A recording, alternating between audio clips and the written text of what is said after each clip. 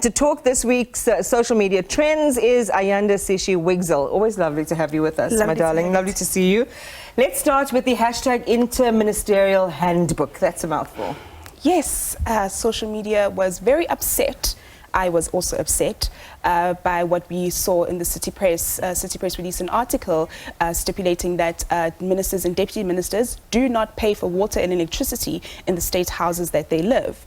What is also interesting was that SAFM later in the week had an interview with the minister in the presidency, Mondli Gungubele, where he laughed off the idea of going into a public hospital in order to get treatment after complaining that he has to fork out 10K in order to pay for medical aid. This got social media also upset, because what we realize is that politicians are absolutely out of touch with what is happening on the ground. If you remember, a couple of months ago we had an accident that happened in Pongola which resulted in children dying, and this week we found six women who were murdered in CBD, which we'll be talking about later in the insert. So why is it that Minister of Transport Fikile Mbalula and also Minister of Police Bheki deserve to have a raise when the state of the roads are looking the way that they do?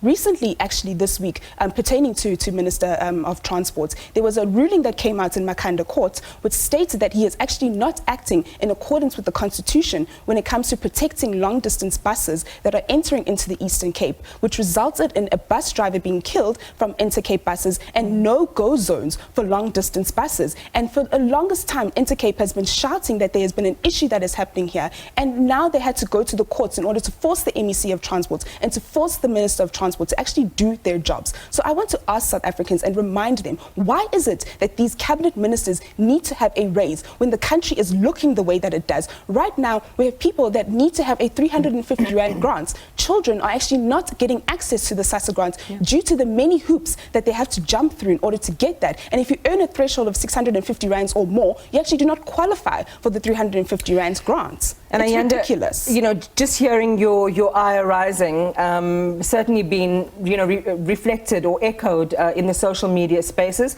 And I guess this is one of the places where I get a little bit of license to share my own view. And I do think that if you're working for the state, you should experience the state. Exactly. Because then it will help you hold the state to accountable in ways that are different when you're sitting in places, as you say, where you're not paying for stuff. This was also a big story this week. All eyes on the Pietermaritzburg High Court and the hashtag Karen Moore and Billy Downer. Yes, so as we know, Karen Moore and Billy Downer were in the docket today. They are being privately prosecuted by former President Jacob Zuma for allegedly colluding with the state into releasing court records and court papers that he deemed as confidential. So what this case is actually doing is trying to humiliate Karen Moore and make her, intimidate her into not doing her job. This is a trend that we're seeing around the world, around the globe, of women journalists being intimidated and going as far as actually being killed in the line of duty for doing their work. What we are seeing is a private prosecutor who actually Jacob Zuma, who has the money to privately prosecute, trying to intimidate and silence Karen Moore into doing her work, and also other journalists as well, to deter other journalists from actually reporting on the corruption trial that is coming up next. The social media trends that we were seeing pertaining to Karen Moore were actually really scary and harrowing. And it wasn't not only Karen Moore who was under the scourge and the harassment of social media users, but also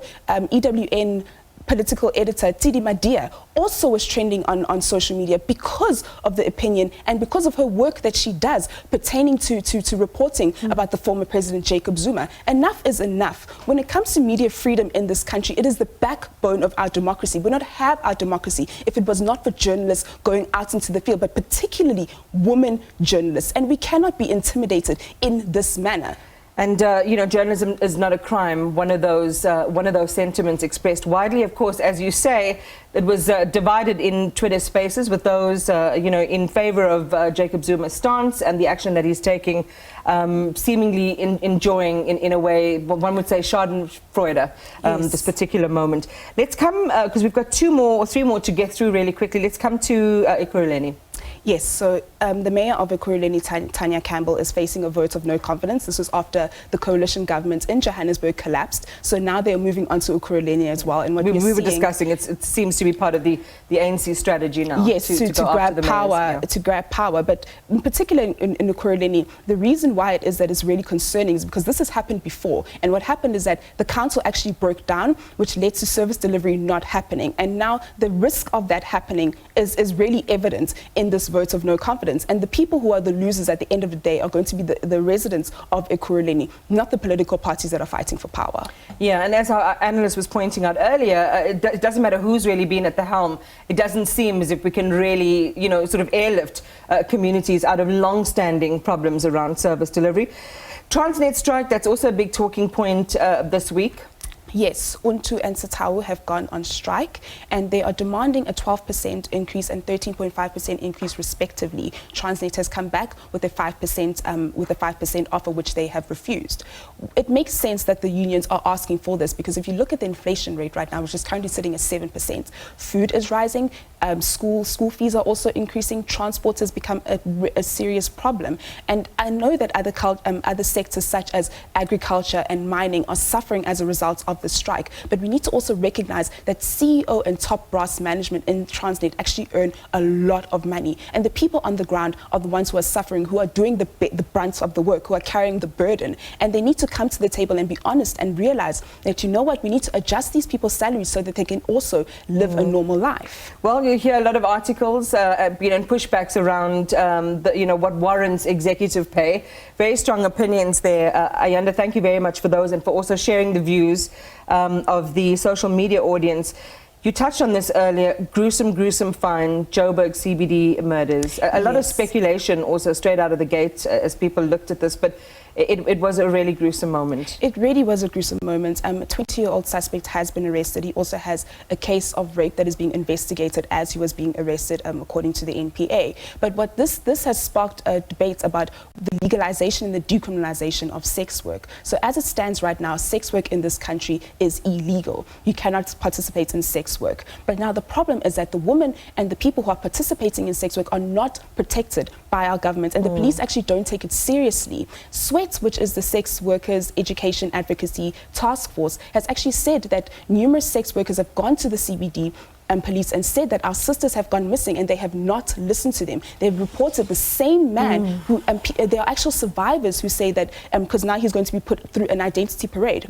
There are survivors who say that they have actually been hurt by this man, and police don't take them seriously. It's high time that our government actually take women seriously, take sex work seriously, because it is the oldest profession. There is no ways that we can get away with it. I understand that we are a country that is get away from it, yeah? Get away from it. And as you say, there's just so much, stigma attached to that in our society. Bring something that's relegated to the hinterland of our society into the open, and let people do the work that they want to do. And of course, it's a complex subject in terms of whether you're empowered to make that choice, or your context and environment makes that choice for you.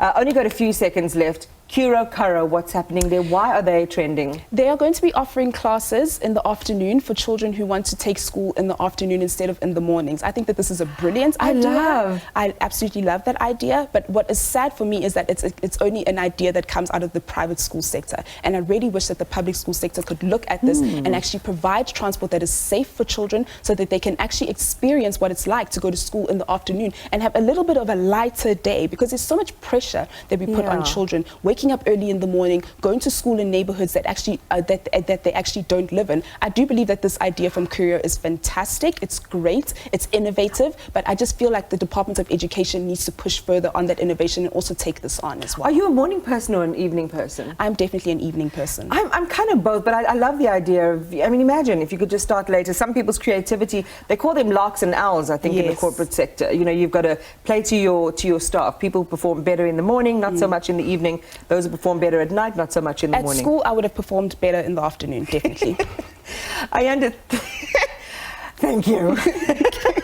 Ayanda Sishi Wigzell is a freelance journalist and commentator on our social media trends. I'm being bitten by mosquitoes in the studio on top of the heat. What's going on?